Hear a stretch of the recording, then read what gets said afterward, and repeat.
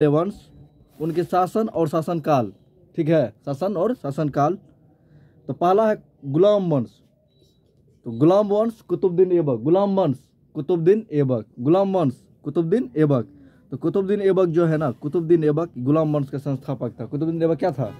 तो गुलाम वंश के संस्थापक कुतुबुद्दीन ऐबक, तुम्हारे बुक से ही।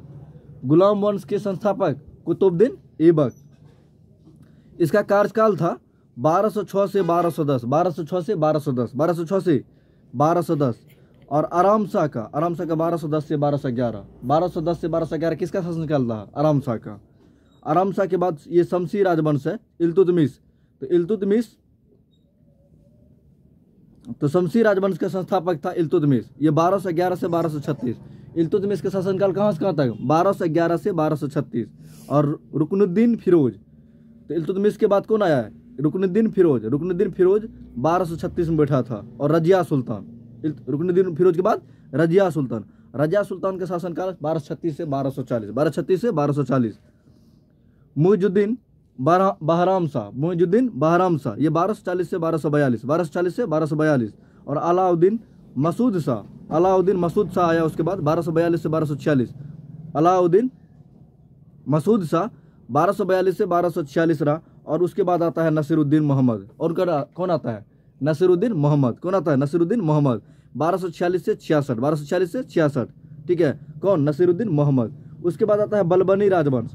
तो बलबन, तो गयासुद्दीन बलबन। तो गयासुद्दीन बलबन का 66 से 86, 1266 से 86, 1266 से 86 इसका शासनकाल रहा। उसके बाद है केकुबाद, केकुबाद और शमसुद्दीन क्यूमर्स। ये 1287 से 1290, 1287 से 1290 के कौन कौन रहा था? केकुबाद और शमसुद्दीन क्यूमर्स ने आया था। ठीक है, उसके बाद आता है खिलजी वंश। खिलजी वंश के संस्थापक कौन? जलालुद्दीन फिरोज खिलजी, जलालुद्दीन फिरोज खिलजी, जलालुद्दीन फिरोज खिलजी। तो शमसुद्दीन का कब? जलालुद्दीन फिरोज खिलजी। ये खिलजी वंश का संस्थापक था जलालुद्दीन फिरोज खिलजी। इसका संस्थापक था खिलजी वंश का। और इसका शासनकाल 1290 से 1296, 1290 से 96, 1290 से 96। उसके बाद आता है अलाउद्दीन खिलजी। अलाउद्दीन खिलजी का 1296 से 1316, 1296 से 1316। अलाउद्दीन खिलजी का 1296 से 1316। उसके बाद आता है शिहाबुद्दीन उमर। कौन आता है? शिहाबुद्दीन उमर। नाम क्या है इसका? शिहाबुद्दीन उमर, 1316 में आता है। उसके बाद आता है कुतुबुद्दीन मुबारक खिलजी, 1316 से 1320, 1316 से 1320। कुतुबुद्दीन मुबारक खिलजी 1316 से 1320। कुतुबुद्दीन मुबारक खिलजी का शासनकाल कब से कब तक? 1316 से 1320। उसके बाद आता है नसीरुद्दीन खुसराव शाह, नसीरुद्दीन खुसराव शाह 1320 में। अब आता तुगलक वंश। तो तुगलक वंश के संस्थापक कौन? गयासुद्दीन तुगलक। तुगलक वंश संस्थापक गयासुद्दीन तुगलक। तुगलक वंश संस्थापक गयासुद्दीन तुगलक 1320 से 25। गयासुद्दीन तुगलक का शासनकाल कब से कब तक?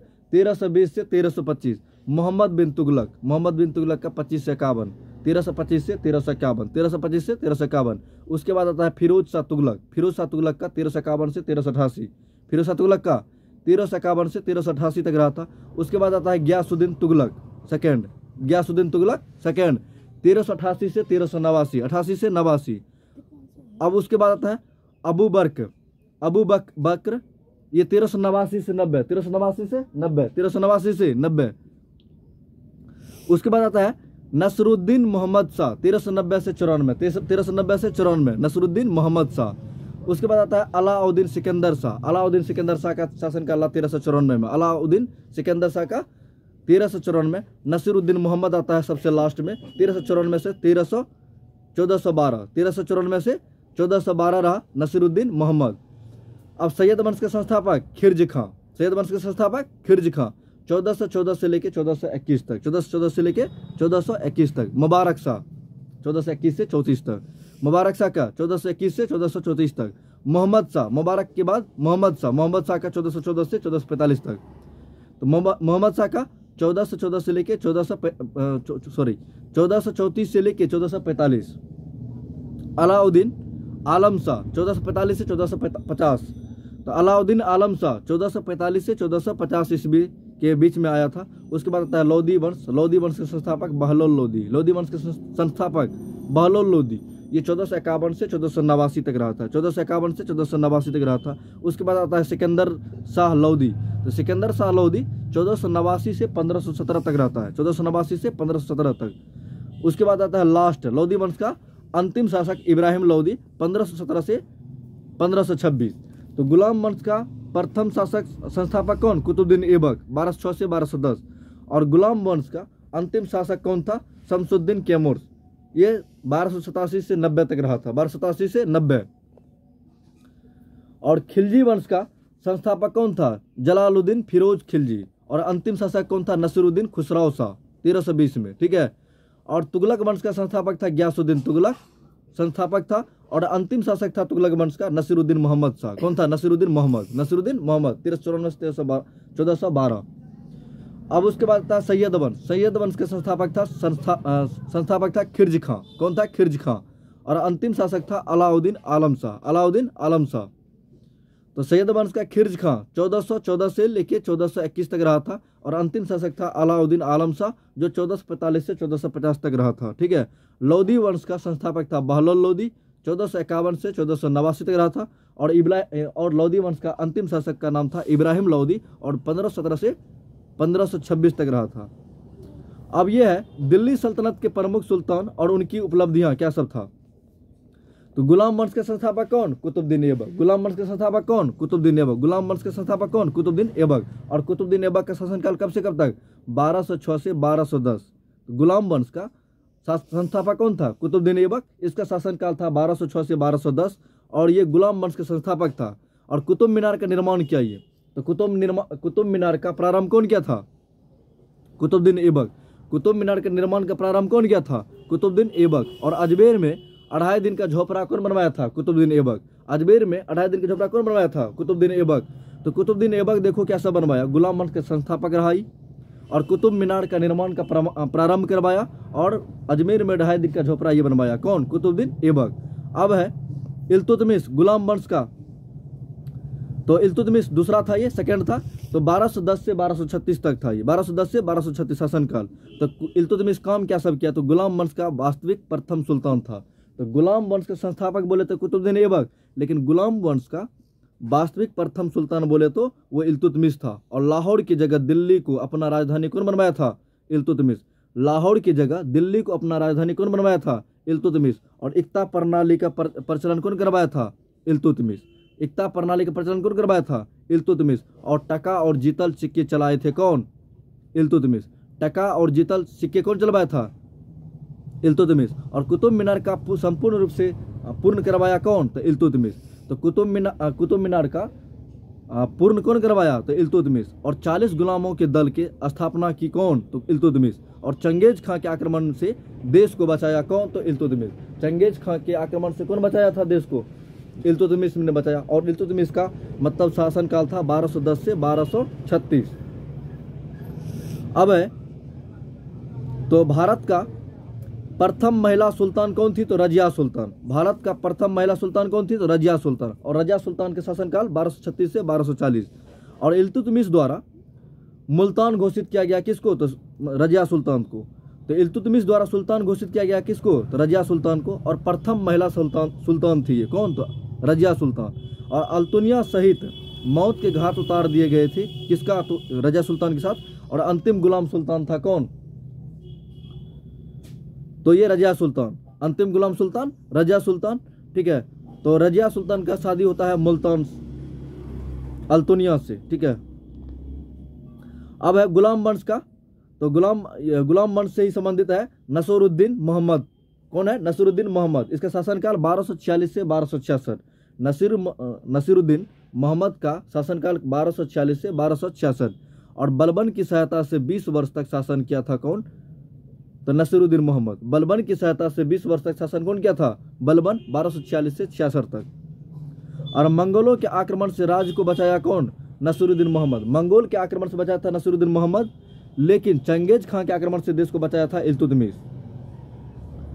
और बलबन जो है ना, बलबन गुलाम वंश से ही संबंधित था। बलबन कब शासन किया था? 1266 से 1286 के बीच। 1266 से 1266 में 86 में कौन किया था? बलबन। तो बलबन का शासनकाल 1266 से 1286। और रक्त और लोह की नीति कौन अपनाया था? बलबन ने अपनाया था।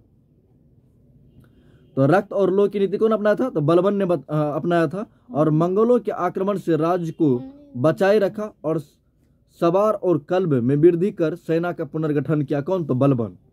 ठीक है, कौन किया? तो बलबन ने किया। अब उसके बाद है खिलजी वंश का संस्थापक था जलालुद्दीन खिलजी। खिलजी वंश का संस्थापक जलालुद्दीन खिलजी। कौन है?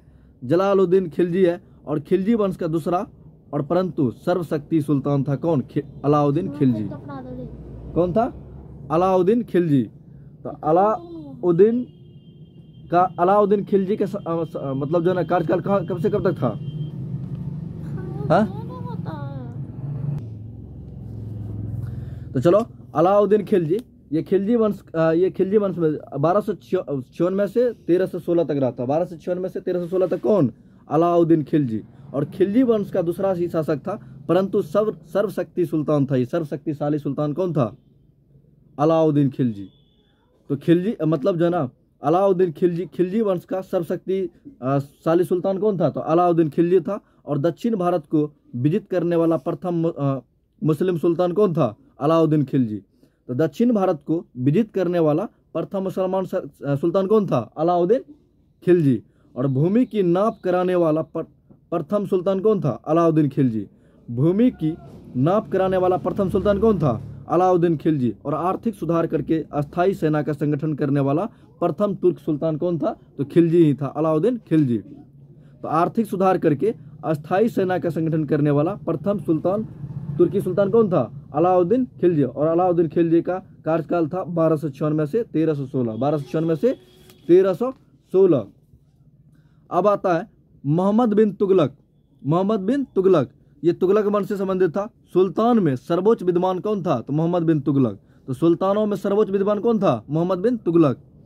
और 1325 से 1351 इसका शासन कर रहा था। 1325 से 1351।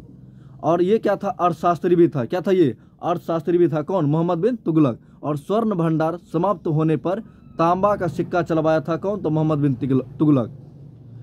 तो स्वर्ण भंडार समाप्त होने पर तांबा का सिक्का कौन चलवाया था? मोहम्मद बिन तुगलक। और राजधानी साम्राज्य के मध्य में सुरक्षित स्थान पर होना चाहिए, ये कौन कहा था? मोहम्मद बिन तुगलक। और इसको क्रियान्वयन करने का प्रयास किया और संपूर्ण साम्राज्य में समान राजस्व व्यवस्था लागू की। तो कौन? तो मोहम्मद बिन तुगलक। और किसानों को तकाबी और ऋण प्रदान किया। कौन? तो मोहम्मद बिन तुगलक। तो किसानों को तकाबी और ऋण प्रदान कौन किया था? मोहम्मद बिन तुगलक। तो किसानों को तकाबी और ऋण प्रदान कौन किया था? मोहम्मद बिन तुगलक। और फिरोज शाह तुगलक वंश उदार होने के साथ साथ कट्टर धार्मिक था। तो फिरोज शाह तुगलक क्या था? ये उदार होने के साथ साथ कट्टर धार्मिक था। और इसका शासनकाल था 1351 से 1388। 1351 से 1388। और इस कारण मुसलमान के हित में कार्य अधिक किया ये। और ये राजकीय पदों को पैतृक बना दिया। तो राजकीय पदों को पैतृक कौन बनवाया था? तो फिरोज शाह तुगलक। तो राजकीय कार्यों को पैतृक कौन बनवा दिया था? फिरोज शाह तुगलक। और कई कृषि को कर समाप्त कर दिया। तो बहुत सारा कृषि को कर समाप्त कौन किया था? तो फिरोज शाह तुगलक ने किया था। कौन किया था? फिरोज शाह तुगलक। और केवल 4 कर रखे जो केवल हिंदू को देने होते थे। और दास प्रथा और जागीर प्रथा पुनः प्रचलित कर दी। तो दास प्रथा और जागीर प्रथा कौन प्रचलित किया था पुनः? तो फिरोज शाह तुगलक। और कृषि की उन्नति के लिए नहरें निकलवाई। तो कृषि की उन्नति के लिए नहर सबसे पहले कौन निकलवाया था? तो फिरोज शाह तुगलक ने निकलवाया था। और कई नगर बसाए थे। कौन? तो फिरोज शाह तुगलक। अब है खिर्ज खां। तो खिर्ज खां किस वंश से था? तो सैयद वंश से था। तो खिर्ज खां का शासनकाल था 1414 से लेके 1421। 1414 से लेके 1421। ये सैयद वंश का संस्थापक था। तो सैयद वंश का संस्थापक कौन था? खिर्ज खां। सैयद वंश का संस्थापक कौन था? खिर्ज खां। तो शासनकाल 1414 से लेके 1421। 1414 से लेके 1421। परंतु उसने शाह की उपाधि धारण नहीं की थी। तो शाह का उपाधि धारण कौन ने किया था? खिर्ज खान ने किया था। और लोधी वंश का संस्थापक कौन था? बहलोल लोधी। लोधी वंश का संस्थापक बहलोल लोधी। और इसका शासनकाल था 1451 से 1489। 1451 से 1489। अफगानों के प्रति सदैव उदार रहा तथा समानता के व्यवहार किया। कौन? तो बहलोल लोधी। और जौनपुर के महमूद शाह सर्की का दफन दमन किया। कौन? तो बहलोल लोदी। अब है सिकंदर लोदी, ये लोदी वंश से ही संबंधित था और सिकंदर लोदी 1489 से 1517 तक इसका शासनकाल था। सिकंदर लोदी का शासनकाल 1489 से लेके 1517 और लोदी वंश का सबसे प्रतापी सुल्तान था। कौन? तो सिकंदर लोदी। तो लोदी वंश का संस्थापक बोले तो बहलोल लोदी, लेकिन लोदी वंश का सबसे प्रतापी सुल्तान बोले तो सिकंदर लोदी। और शक्ति से अमीर और डाकुओं को दबाकर राज्यों में शांति स्थापित किया था। कौन? तो सिकंदर लोदी। आवश्यक वस्तुओं के दाम कम करा दिए थे। कौन? तो सिकंदर लोदी। आवश्यक वस्तु के दाम कौन कम करवाया था? तो सिकंदर लोदी। अब है इब्राहिम लोदी। इब्राहिम लोदी भी लोदी वंश से संबंधित था और इब्राहिम लोदी ये लोदी वंश का अंतिम शासक था और दिल्ली सल्तनत का भी अंतिम सुल्तान था। कौन? इब्राहिम लोदी। तो ये लोदी वंश का अंतिम शासक तो था ही, लेकिन दिल्ली सल्तनत का भी अंतिम सुल्तान था। कौन? तो इब्राहिम लोदी। और जिद्दी और अहंकारी होने के कारण अफगानों को मिलाकर नहीं रख सका। कौन? तो इब्राहिम लोदी। और इस कारण 21 अप्रैल 1526 को बाबर से परास्त होकर वह अपना साम्राज्य खो बैठा। कौन? तो इब्राहिम लोदी। समझे ना? कौन खो बैठा? तो इब्राहिम लोदी। तो अब है कुब्बत उल इस्लाम मस्जिद का निर्माण कौन किया था? कुतुबुद्दीन ऐबक ने करवाया था। ये कहाँ है? तो दिल्ली में है। कहाँ? ये दिल्ली में। कुतुब मीनार का कौन निर्माण करवाया था? कुतुबुद्दीन ऐबक और इल्तुतमिश। ये कहाँ है? तो दिल्ली में है। तो कुतुब मीनार कहाँ है? दिल्ली में है। 2.5 दिन का झोपड़ा कौन निर्माण करवाया था? कुतुबुद्दीन ऐबक ने करवाया था। ये कहाँ है? तो अजमेर में है। कहाँ? ये अजमेर में है। सुल्तानगढ़ी का मकबरा कौन करवाया था? तो इल्तुतमिश। तो सुल्तानगढ़ी का मकबरा इल्तुतमिश। और ये कहाँ है? तो दिल्ली में है। कहाँ है? दिल्ली में। इल्तुतमिश का मकबरा कहाँ है? इल्तुतमिश का मकबरा कौन बनवाया था? इल्तुतमिश ने बनवाया था। और कहाँ? ये दिल्ली में है। जामा मस्जिद का निर्माण कौन करवाया था? तो इल्तुतमिश ने कराया था। ये बदायूं में है। कहाँ है? बदायूं में। अतारिकन दरवाजा, तो अतारकिन दरवाजा कौन निर्माण करवाया था? इल्तुतमिश ने करवाया था और ये नागौर में है। कहाँ है? नागौर में। बलबन का मकबरा कौन बनवाया था? तो बलबन ने बनवाया था। कौन बनवाया था? बलबन ने बनवाया था। ये दिल्ली में। लाल महल, तो लाल महल बलबन ने बनवाया था। ये दिल्ली में है। और अलाई दरवाजा कौन बनवाया था? अलाउद्दीन खिलजी ने बनवाया था। ये दिल्ली में है। जमात खान मस्जिद कौन बनवाया था? अलाउद्दीन खिलजी ने बनवाया था। ये भी दिल्ली में है। जमात खान मस्जिद अलाउद्दीन खिलजी ने बनवाया और ये दिल्ली में है। हजार सितून अलाउद्दीन खिलजी ने बनवाया था। हजार सितून कौन बनवाया था? अलाउद्दीन खिलजी, जो कि दिल्ली में है। उर्वा मस्जिद ये मुबारक खिलजी ने बनाया था। उर्वा मस्जिद कौन बनवाया था? मुबारक खिलजी, ये बयान में है। तुगलकाबाद गयासुद्दीन तुगलक ने बनवाया था। तुगलकाबाद गयासुद्दीन तुगलक ने बनवाया था। ये दिल्ली में है। गयासुद्दीन तुगलक का मकबरा गयासुद्दीन तुगलक ने बनवाया था। ठीक है, और ये दिल्ली में है। गयासुद्दीन तुगलक का मकबरा कौन बनाया था? गयासुद्दीन तुगलक ने बनवाया था। और आदिलाबाद का किला कौन बनवाया था? मोहम्मद बिन तुगलक। कौन? मोहम्मद तुगलक ने बनाया था और ये दिल्ली में है। कहाँ? ये दिल्ली में। समझे ना? अब उसके बाद है जहाँ पनाह नगर, ये मोहम्मद तुगलक ने बनवाया था। जहाँ पनाह नगर कौन बनाया था? मोहम्मद तुगलक ने बनवाया था। कौन? मोहम्मद तुगलक, और ये दिल्ली में है। फिरोज शाह तुगलक कौन है? फिरोज शाह तुगलक। तो फिरोज शाह का मकबरा कौन बनाया था? फिरोज शाह तुगलक ने बनवाया था। ये दिल्ली में।